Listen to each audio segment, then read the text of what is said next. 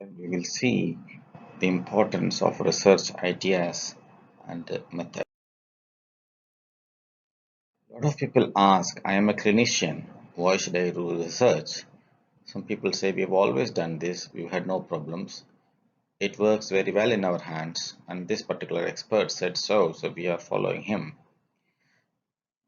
So this is the reason why people don't do research. Now, Medical Council of India has come with some incentives like academic promotions. Publications come with recognition. Whether they bring you patients, we do not know.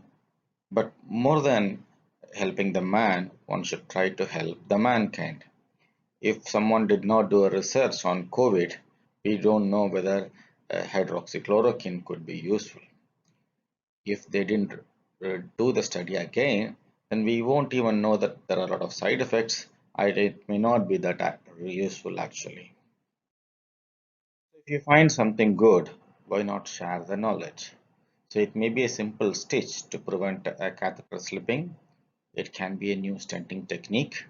It can be a new surgical procedure altogether, or it can be a modification of an existing operation. You can present anything new and share the knowledge, but does it all? So how do I get research ideas? In the past, we used to go to the library and then open a journal, but nowadays, even we don't have to do that. We get everything in the fingertips. So the journal alerts, whenever there is a new publication, it comes. And then you will know by reading or at least scrolling through it, you know that something new is happening. So why can't I have a look at that? Now there are some research criteria before you even start. It starts with a mnemonic finer. So it should be feasible. There should be adequate number of cases. If you want to do a robotic study, obviously you should have a robot, but you should also have the number of cases. And it should be affordable for time and the cost. If somebody is doing a 1-year fellowship, he should choose a project which is feasible within that time. Then this whatever research you are doing should be interesting to the reader or the investigator, and it should get some traction with the journals. It should be novel, like providing a new finding or negate a previous finding or confirm previous finding, or at least it should extend a previous finding. It should be ethical, particularly when we are doing it in children, and institutional ethical committee clearance is needed for all studies. So nowadays, even retrospective studies, they are asking for a number. The committee may decide that it is not applicable and still give you a number. Then it should advance the relevant knowledge, and it should help to change in practice. For example, if you want to study sting in VUR these days, this is the time is gone. It has already been published 10 years ago. If you want to say that lap splenectomy is good, people have already said it several years ago. So this is not going to have any more interest. Now, another important formula is formulating a research question like the patient population, patient intervention or exposure, what exactly you are planning. And then the most important thing is what you are comparing, whether you are comparing with a benchmark or whether you are having a gold standard or historical results you are comparing, what you are going to compare and what. Now, one of the reasons we are not able to research is we do not have the data. We cannot make bricks without clay. So we have started having this Excel database in our department where all the patients who have the operation are entered, including their phone numbers and details. But more than that, if you want a specific question addressed, for example, you want to look at the initial high NAD creatinine in a patient with a posterior urethral valve, then you need to have that data particularly. And when you have newborns with the posterior urethral valve which went for primary fulguration, this is our database.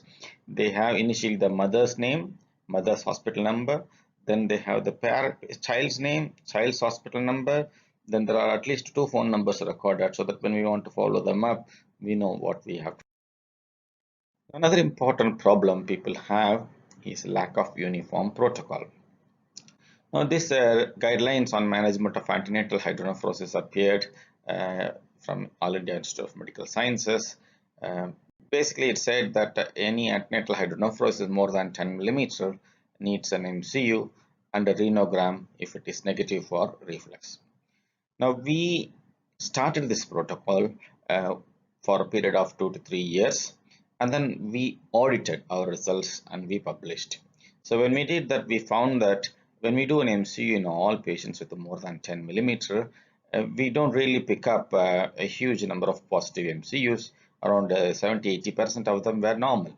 Similarly, when we do a renogram in all those patients, again 70 to 80% of them are normal. So we changed our protocol. Only if there is a hydroureter or bladder abnormalities, we do an MCU these days. And only when the ultrasound shows that more than 20 millimeter epidiameter, we do the renogram. So if you have a protocol, you can audit it, and then that can lead to a change. Now, one of the important thing is, what can I publish?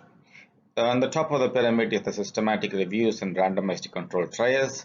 That is not for a regular practicing surgeon, but what is usually done is non-randomized trials, observational studies, comparison of groups, case series, and case reports. Now, when it comes to case reports, now when a junior surgeon encounters a type 4 Altman intrasacral sacrococcygeal teratoma, he may find that is an interesting case. It's worth publishing. But when you look at the literature, already more than 100-200 cases are published, and the journal may not find it worth publishing.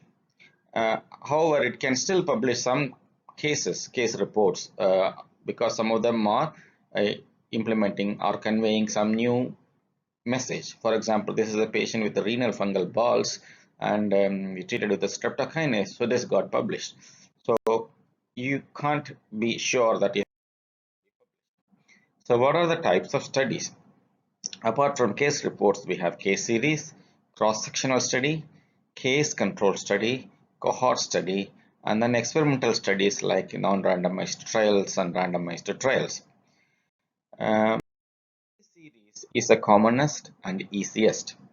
One of the problem is it is often retrospective, so we have not formed a protocol. So it has got a lot of variations in the protocols, and the acceptance rate is low unless the information is new or it leads to change in practice. For example, this is a large case series of 475 patients with esophageal atresia from Great Ormond Street, and we looked at the right side aortic arch, which happened only in 12 cases. So that information may be useful to the reader. So that got published. Similarly, this is a paper on the complications of chemoports in children, which got published in 2002. But this may not get published now because we already know all this information. It was pretty new in 2002, but not anymore. Before you even start a study, do a thorough review of literature, and it may help you to drop the study altogether if it has been done before. It may help you to alter or refine the study. You may ask yourself what is interesting or novel, and will it negate or refine the previous data. Then the methodology should be very clear with a classical written inclusion and exclusion criteria, a sample size calculation using the power values, and then defining the. Now, analytical cross-sectional study is a study which is done in the same period. So you compare an exposure versus no exposure, or an intervention versus no intervention. For example, this is a study which was performed over a 2 to 3 year period. We compared the outcomes of an early versus delayed pyeloplasty. Similarly, this is another study which was performed over a period of 2 to 3 years. We compared two different types of reimplantation. So these are all like analytical. Now, cohort study means the patient is exposed or not exposed, and then we follow them over a period of time. So it's more of a prospective thing, and then we look at the outcome. Whereas case control study is the outcome has already happened, then we go back retrospectively and see whether they are exposed or not. So this is a study where we had a protocol or two different protocols, and then we followed them over the certain period and then found whether which protocol was effective in diagnosing this particular condition.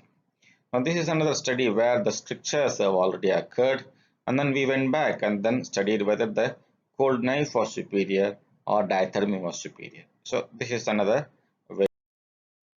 Coming to experimental study, you can have a non-randomized control trial or randomized control trial. It doesn't always have to be randomized. Um, so it can be a placebo versus drug, drug 1 versus drug 2. It can be an outcome of a drug versus no drug, or it can be a symptom which improves before after a drug compared to what was before. So this is a study where we looked at the outcome of a drug versus no drug. So this is a testosterone versus no testosterone two groups comparison. And this is another study where we looked at the symptom before and after a drug, a cholteridinian voiding dysfunction. What can go wrong? In many of the researches, there can be multiple factors which can make you get the result wrong. So the observed association can be by chance. So to just make sure that this doesn't happen, one has to do a power calculation. One has to have a significance tested by a statistical method. And if you are expressing a percentage, like for example, you say that my success rate is 5%. If you are telling it only based on 5 cases, then you have to say that success rate may range from 0 to 40%. So that is the confidence interval. Or it could be due to errors in data collection, like errors in sampling or errors in case selection. What can go wrong? It can be due to a bias. It can be a selection bias or a measurement bias or a confirmation bias. A confirmation bias is you have a strong belief that this is going to work. So you measure it consciously or subconsciously without knowing that you want to confirm to your beliefs. So blinding is one way of reducing the bias, or it could be due to an influence of an additional factor or a coexisting condition. For example, you want to look at the outcomes of thoracoscopic repair of esophageal atresia. So if we have all patients more than 2.5 kilos without any cardiac problems or without any pneumonia, all good risk groups, then you may have a different outcome. But if you have, on the other hand, the low risk patients, high risk patients, then your outcomes may be totally different. Then different surgeons performing the surgery can confound the results. So this is a particular problem with the multi-institutional studies where junior surgeons and their learning curve all study. Now the reviewers only grill on the methodology. So this is one of the example I want to quote what all we went through when we got this study formulated. So this is a study on preoperative intramuscular testosterone in improving the functional and cosmetic outcomes following hypospadias repair. It was a prospective randomized study. So why the methodology is more important? They wanted to know who was selected. So only distal hypospadias had to be selected and it should be age matched. Then who was excluded? All redo cases, or if we don't have follow, we have to tell all these things up front. So what was administered, whether it was intramuscular or topical, what is the dose, what is the timing, and how did you address the response? Then who performed the surgery? Was it multiple surgeons? And what was the actual technique? What was the material used? Was it uniform suture material, same suture material? Was the postoperative care different? Did any patient pull the catheter out? And how was the outcome defined? Like for example, the incidence of fistula. What do you mean by fistula? What is a glans dehiscence? So what is the percentage of that? Then we also looked at the penile perception score, which was expressed as a mean. Then we also have to say what statistical test was used. For example, for that comparing the fistula, we used a Fisher's zigzag test, and for the score, we used the student's T test. So they will ask all these questions, and every little thing is important. And going further, we need to know how to analyze the data, how to write a paper, and then these are all subjects for further talks. Thank you now for listening to this.